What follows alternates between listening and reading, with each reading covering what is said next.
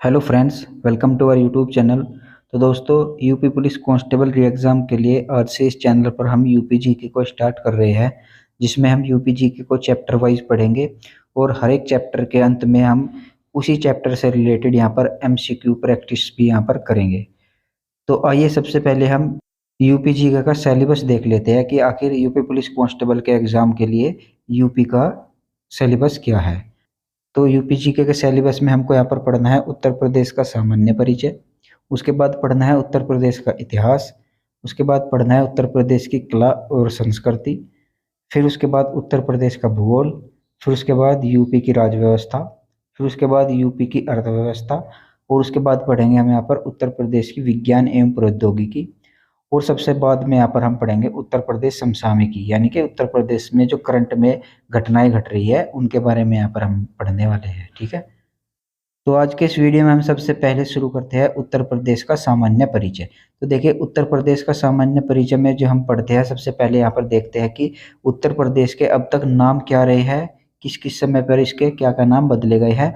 और दूसरे पर पढ़ेंगे यहाँ पर उत्तर प्रदेश की राजधानी अब तक किस किस समय पर बदलकर क्या क्या होती रही है। ठीक है, तो चलिए सबसे पहले यहाँ पर देखते हैं उत्तर प्रदेश के अब तक नाम किस समय में और क्या क्या बदल कर रखे गए थे। तो देखिए, यूपी के अब तक के विभिन्न नाम यहाँ पर लिखा गया है, जिसमें कि यहाँ पर सबसे पहले 1836 ईस्वी में उत्तर प्रदेश का जो नाम था उत्तर पश्चिम प्रांत था। ठीक है, ये आपको ध्यान रखना है, 1836 ईस्वी में उत्तर प्रदेश का जो नाम था उत्तर पश्चिम प्रांत था।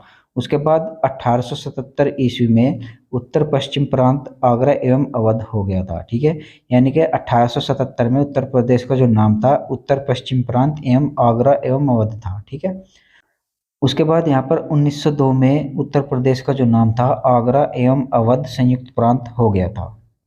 उसके बाद 1937 ईस्वी में इसका नाम संयुक्त प्रांत हो चुका था। और फिर 24 जनवरी 1950 ईस्वी को उत्तर प्रदेश का जो नाम है वो वर्तमान उत्तर प्रदेश हो गया था। ठीक है, तो एक बार फिर से रिकॉल कर लेते हैं। 1836 ईस्वी में उत्तर पश्चिम प्रांत था, 1877 में उत्तर पश्चिम प्रांत आगरा एवं अवध हो चुका था, 1902 में आगरा एवं अवध संयुक्त प्रांत हो चुका था, 1937 में इसका नाम संयुक्त प्रांत हो चुका था और 1950 ईस्वी में उत्तर प्रदेश का जो नाम है वो उत्तर प्रदेश हो चुका था। इसके बाद देखते हैं उत्तर प्रदेश की जो राजधानी है वो किस किस समय पर क्या क्या रही है। अब देखिए, 1836 ईस्वी में उत्तर प्रदेश की जो राजधानी रही है वो आगरा रही है। उसके बाद 1858 ईस्वी में इसकी राजधानी जो थी वो इलाहाबाद थी, जो कि अब वर्तमान में प्रयागराज हो चुका है। तो देखिए, 1833 से जब आगरा प्रेसिडेंसी बनी थी अंग्रेजों की, उसके बाद 1836 ईस्वी में आगरा को उन्होंने अपनी राजधानी बना दिया था। ठीक है, उसके बाद 1857 की क्रांति के बाद 1858 में उत्तर प्रदेश की राजधानी जो है वो इलाहाबाद हो चुकी थी। ठीक है, तो ये बात आपको ध्यान रखनी है। उसके बाद यहाँ पर 1921 ईस्वी में इसकी जो राजधानी बनी थी लखनऊ बनी थी, जो कि एक आंशिक रूप से बनी थी, पूर्ण रूप से नहीं बनी थी। ठीक है, प्रश्न यहीं पर आपको फंसाएगा और आपको घुमाएगा। अगर आपसे पूछे कि उत्तर प्रदेश की राजधानी आंशिक रूप से कब बनी थी लखनऊ, तो 1921 ईस्वी में। और उत्तर प्रदेश की जो राजधानी लखनऊ बनी थी वो पूर्ण रूप से कब बनी थी, 1935 ईस्वी में। ठीक है, ये बात आपको ध्यान रखनी है, 1935 में लखनऊ को पूर्ण रूप से राज्य की राजधानी घोषित कर दिया गया था। उसके बाद देखते हैं यहाँ पर उत्तर प्रदेश राज्य की स्थापना के बारे में कुछ तथ्य हैं।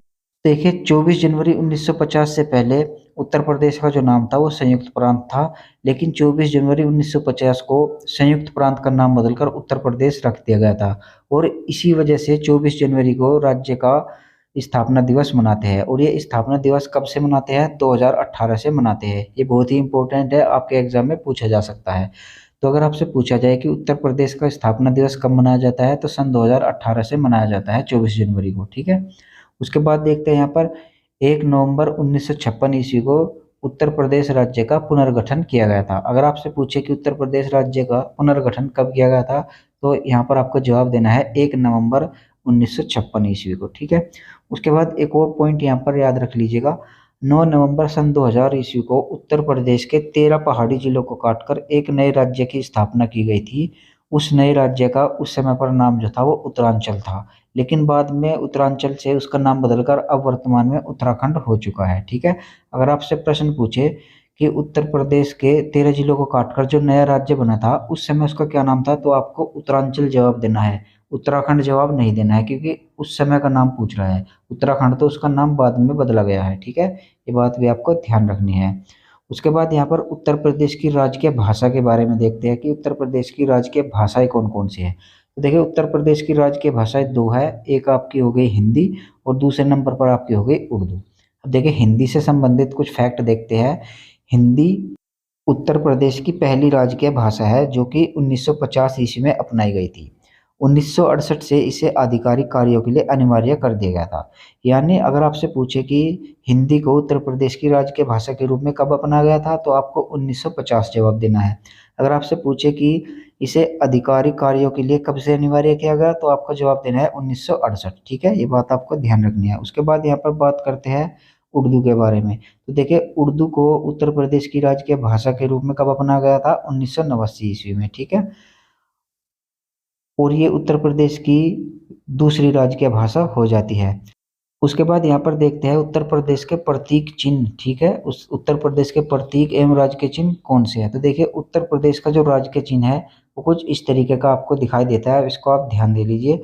और इससे यहाँ पर आपके हमेशा प्रश्न बनते हैं, जैसे कि उत्तर प्रदेश का राजकीय चिन्ह, इसमें क्या क्या है, एक तीर है और एक धनुष है, ठीक है, और इसमें दो मछलियां हैं और एक गंगा यमुना प्रवाहित होती हुई दिखाई गई है और उनका संगम भी यहाँ पर दिखाया गया है, ठीक है। जैसे कि यहाँ पर देखिए एक साइड में ये मछली है, दूसरी साइड में ये मछली, और यहाँ पर एक गंगा और ये फिर यमुना, इन दोनों का संगम यहाँ पर दिखाया गया है और ऊपर इसमें तीर और धनुष भी दिखाया गया है। तो इनसे यहाँ पर आपका प्रश्न पूछा जाता है।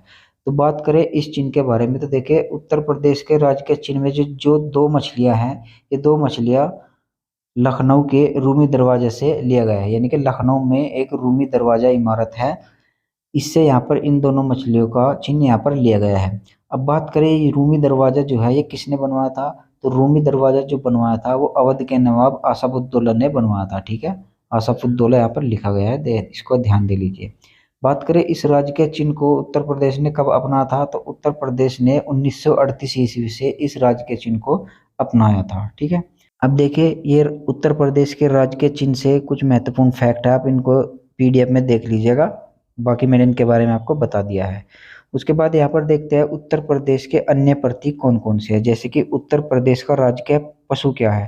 तो देखिए उत्तर प्रदेश का राजकीय पशु जो है वो यहाँ पर बारहसिंगा है, ठीक है। उसके बाद देखते हैं यहाँ पर उत्तर प्रदेश का राजकीय पक्षी क्या है, तो उत्तर प्रदेश का राजकीय पक्षी सारस है, इसको ही यहाँ पर क्रोंच भी बोलते हैं, ठीक है, सारस या फिर क्रोंच, ये दोनों ही नाम आपको ध्यान रखने हैं। उसके बाद देखते हैं यहाँ पर उत्तर प्रदेश का राजकीय वृक्ष क्या है, तो उत्तर प्रदेश का राजकीय वृक्ष यहाँ पर अशोक हो जाएगा, ठीक है। अभी देखिए जो यूपी पुलिस कांस्टेबल का 17-18 फरवरी 2024 को एग्जाम हुआ था जो कि कैंसिल हो गया है, उसमें ये प्रश्न पूछा गया था और एक मेरा दोस्त है जो काफ़ी अच्छा पढ़ा लिखा है, उससे भी ये सवाल गलत हो गया। एग्जाम का जो प्रेशर होता है ना वो काफ़ी खतरनाक होता है, तो उसने अशोक के बजाय यहाँ पर बरगद पर टिक कर दिया था, ठीक है। तो आपको एग्जाम के प्रेशर को भी मेंटेन करके रखना है, ठीक है। उसके बाद देखते हैं यहाँ पर उत्तर प्रदेश का राजकीय पुष्प क्या है, तो उत्तर प्रदेश का राजकीय पुष्प जो है वो पलाश है या फिर इसको टेसू भी बोलते हैं, ठीक है, ये दोनों ही नाम आपको ध्यान रखने हैं, पलाश या फिर टेसू, ठीक है। उसके बाद देखते हैं उत्तर प्रदेश का राजकीय खेल क्या है, तो उत्तर प्रदेश का जो राजकीय खेल है वो यहाँ पर हो जाएगा आपका हॉकी, ठीक है, उत्तर प्रदेश का राजकीय खेल हॉकी हो जाएगा। उसके बाद देखते हैं यहाँ पर उत्तर प्रदेश की सीमा किस किस राज्यों से और फिर किस देश से लगते हैं। तो देखिए उत्तर प्रदेश की जो सीमा है उसका निर्धारण दो तरीकों से किया जाता है, जिसमें कि आपकी होगी एक राष्ट्रीय सीमा और दूसरी होगी यहाँ पर अंतर्राष्ट्रीय सीमा। राष्ट्रीय सीमा का मतलब क्या हुआ कि उत्तर प्रदेश के जो सीमा है वो भारत के किन किन राज्यों से लगती है, यानी कि भारत के अंदर ही, भारत के राष्ट्र के अंदर ही किन किन राज्यों से लगती है, इसको यहाँ पर राष्ट्रीय सीमा कहेंगे। बात करें यहाँ पर अंतर्राष्ट्रीय सीमा की, तो यहाँ पर देखते हैं कि उत्तर प्रदेश की सीमा जो है किसी विदेशी से या फिर किसी अन्य देश से किस किस प्रकार से लगती है, ये हमको यहाँ पर देखना है। तो देखिए उत्तर प्रदेश की राष्ट्रीय सीमा के अंतर्गत बात करें तो यहाँ पर 8 राज्यों के साथ सीमा साझा करता है। उत्तर प्रदेश भारत के कुल 8 राज्यों के साथ सीमा साझा करता है और एक केंद्र शासित प्रदेश के साथ सीमा साझा करता है। केंद्र शासित प्रदेश कौन सा हो गया आपका, दिल्ली, ठीक है। ये जो भी मैं आज आपको पढ़ा रहा हूँ ये काफ़ी बेसिक है, काफ़ी ओवरव्यू है, इनके बारे में हम डिटेल में आने वाली क्लासेस में पढ़ेंगे। आज मैं सिर्फ आपको ओवरव्यू कह सकते हो, या फिर आपको एक इंट्रोडक्शन उत्तर प्रदेश का हो जाएगा। ठीक है, कल से हम अपनी ओरिजिनल क्लास स्टार्ट करेंगे, लेकिन यहाँ से भी आपके बहुत सारे प्रश्न बनते हैं, इसलिए आपको इस क्लास को भी मिस नहीं करना है। उसके बाद यहाँ पर बात करें उत्तर प्रदेश की अंतर्राष्ट्रीय सीमा किससे लगती है, तो देखिए उत्तर प्रदेश की अंतर्राष्ट्रीय सीमा के साथ से केवल नेपाल के साथ साझा करता है, यानी कि उत्तर प्रदेश नेपाल के साथ अपनी सीमा साझा करता है केवल एक ही देश के साथ। ठीक है, और उत्तर प्रदेश के ऐसे कितने जिले हैं जो नेपाल के साथ सीमा साझा करते हैं, तो उत्तर प्रदेश के 7 जिले नेपाल के साथ सीमा साझा करते हैं। वे सातों जिले कौन कौन से हैं, आने वाले क्लासेस में मैं आपको बहुत ही अच्छे तरीके से क्रम वाइज आपको याद करा दूंगा, इसकी टेंशन आपको बिल्कुल भी नहीं लेनी है। ठीक है, तो चलिए आगे देखते हैं। उत्तर प्रदेश से संबंधित कुछ प्रमुख फैक्ट यहाँ पर देखते हैं, जैसे कि यूपी अपने सबसे बड़ी सीमा किस राज्य के साथ साझा करता है, यानी उत्तर प्रदेश जो है वो भारत के किस राज्य के साथ अपनी सबसे बड़ी सीमा साझा करता है, तो मध्य प्रदेश के साथ उत्तर प्रदेश की सबसे ज्यादा सीमा लगती है। मध्य प्रदेश के साथ उत्तर प्रदेश के 11 जिले सीमा साझा करते हैं। ठीक है, उसके बाद देखते हैं यहाँ पर उत्तर प्रदेश अपनी सबसे छोटी सीमा किस राज्य के साथ साझा करता है, तो देखिए उत्तर प्रदेश जो है सबसे छोटी सीमा अपनी हिमाचल प्रदेश के साथ साझा करता है।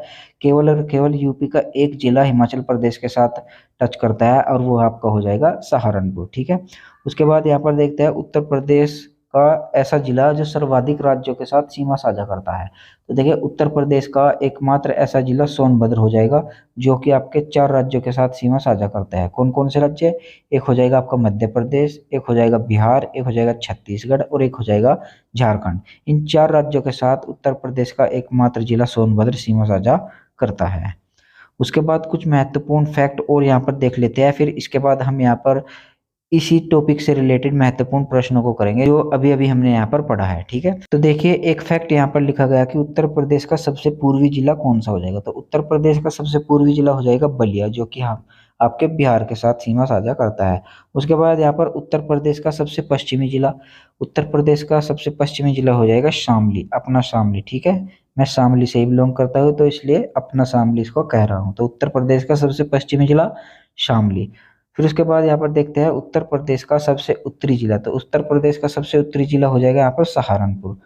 उसके बाद देखते हैं यहाँ पर उत्तर प्रदेश का सबसे दक्षिणी जिला, उत्तर प्रदेश का जो सबसे दक्षिणी जिला है वो आपका हो जाएगा सोनभद्र। ठीक है, सोनभद्र यहाँ पर 4 राज्यों के साथ सीमा साझा करता है। उसके बाद यहाँ पर उत्तर प्रदेश का क्षेत्रफल भारत के क्षेत्रफल का कुल 7.33% है। ठीक है, अगर आपसे पूछा जाए कि उत्तर प्रदेश भारत के कुल क्षेत्रफल का कितना परसेंट है, तो 7.33% है, ये बात आपको ध्यान रखनी है। उसके बाद यहाँ पर उत्तर प्रदेश क्षेत्रफल की दृष्टि से चौथा सबसे बड़ा राज्य है, तो जब उत्तर प्रदेश क्षेत्रफल की दृष्टि से चौथा राज्य है, तो इसके पहले के 3 राज्य कौन कौन से हैं, चलिए वे भी देखते हैं। भारत का सबसे बड़ा क्षेत्रफल के रूप में राज्य राजस्थान, फिर उसके बाद मध्य प्रदेश, उसके बाद महाराष्ट्र, फिर सबसे चौथे नंबर पर आता है हमारा उत्तर प्रदेश। ठीक है, ये पॉइंट भी आपको ध्यान रखने हैं। उसके बाद यहाँ पर ये मैप देख लीजिए, आपको मैं पीडीएफ में प्रोवाइड करा दूंगा, इस मैप को आपको अच्छे से देखना है। हालांकि आने वाले वीडियो में मैं ये मैप आपके दिमाग में बिल्कुल रटा दूंगा कि कौन सा जिला कहाँ पर है, कौन सा जिला किस जिले के साथ सीमा साझा करता है, किस देश के साथ करता है, किस राज्य के साथ करता है, बिल्कुल क्रम वाइज इस तरीके से आपको माइंड में बैठा दूंगा, आप कभी नहीं भूलेंगे। ठीक है, तो ये मैप आपको एक बार देख लेना है। अब बात करते हैं, हमने यहाँ पर अब तक जो भी इस क्लास में पढ़ा है, इस क्लास से रिलेटेड ही हम यहाँ पर कुछ महत्वपूर्ण प्रश्न उत्तर कर लेते हैं, जिससे कि हमारा एक टॉपिक बिल्कुल क्लियर हो जाएगा। और इसी तरीके से हम आने वाले हर एक वीडियो में जो भी पढ़ा करेंगे, उसके बाद में हम उसके 10 से 15 प्रैक्टिस क्वेश्चन भी किया करेंगे। ठीक है, तो चलिए सबसे पहला प्रश्न यहाँ पर हम देखते हैं, उत्तर प्रदेश दिवस किस तिथि को मनाया जाता है, तो देखिए उत्तर प्रदेश दिवस जो है वो 24 जनवरी को मनाया जाता है, क्योंकि उत्तर प्रदेश की जो स्थापना हुई थी वो 24 जनवरी 1950 को हुई थी।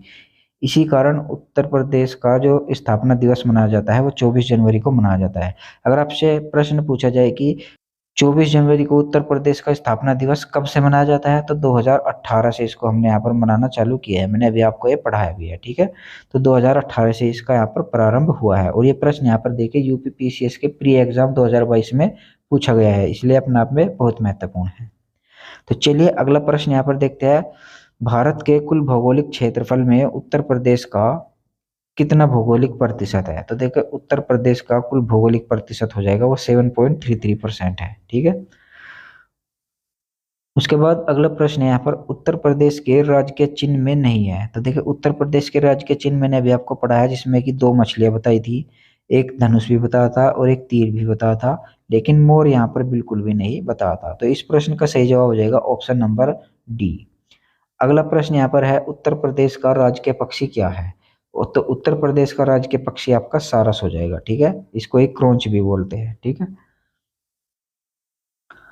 अगला प्रश्न यहाँ पर उत्तर प्रदेश सरकार ने किस ऐतिहासिक स्मारक से जुड़वा मछली का चिन्ह अंगीकार किया है।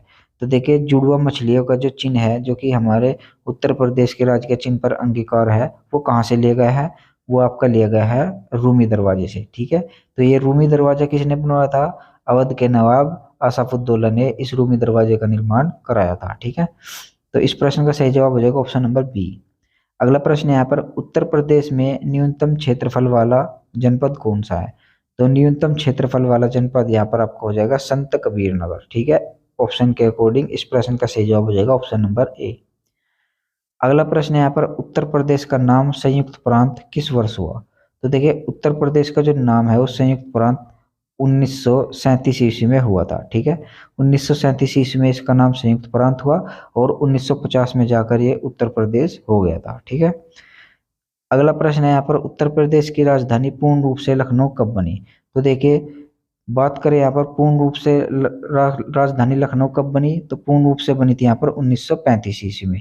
अगर आपसे यहीं पर पूछ लेता कि आंशिक रूप से उत्तर प्रदेश की राजधानी लखनऊ कब बनी थी, तब आपका आंसर होता 1921, क्योंकि 1921 ईस्वी में उत्तर प्रदेश की राजधानी लखनऊ आंशिक रूप से बनाई गई थी, लेकिन 1935 ईस्वी में इसको पूर्ण रूप से उत्तर प्रदेश की राजधानी बना दिया गया था। तो इस प्रश्न का सही जवाब हो जाएगा ऑप्शन नंबर डी 1935।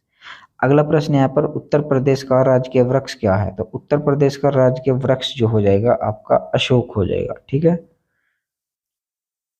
उसके बाद यहाँ पर अगला प्रश्न 9 नवंबर सन 2000 ईस्वी को उत्तर प्रदेश के 13 जिलों को काटकर एक नया राज्य की स्थापना की गई, उस समय उस नए राज्य का क्या नाम था। तो देखिए प्रश्न बहुत ही घुमावदार है, अगर आपने इसको सही ढंग से नहीं पढ़ा तो इसको आप गलत कर देंगे। इसने पूछा है कि जब 9 नवंबर सन 2000 ईस्वी को उत्तर प्रदेश के 13 जिलों को काटकर अलग से एक राज्य बनाया गया था तो उस राज्य का क्या नाम था। तो बहुत से लोग जल्दबाजी में इसका उत्तराखंड कर देंगे, हालांकि उत्तराखंड ही था, लेकिन उस समय जब इसको काटकर अलग किया गया था तो उस समय उत्तराखंड का नाम उत्तराखंड नहीं था, उस समय जो नाम था वो उत्तरांचल हो जाएगा, ठीक है। तो इस प्रश्न का सही जवाब हो जाएगा उत्तरांचल। बाद में उत्तरांचल का नाम बदलकर उत्तराखंड किया गया है, ठीक है। तो उम्मीद करता हूँ आज का ये ओवरव्यू वीडियो आपको काफ़ी पसंद आया होगा। इसमें मैंने आपको उत्तर प्रदेश के बारे में बेसिक जानकारी दी है। अपनी असली जो क्लासेस है थ्योरी क्लासेस वो कल से स्टार्ट होगी। अगर पसंद आए तो वीडियो को लाइक कीजिएगा, शेयर कीजिएगा और चैनल को जरूर सब्सक्राइब कर लीजिएगा। आज के इस वीडियो में इतना ही, मिलते हैं अपने अगले वीडियो में, तब तक के लिए जय हिंद।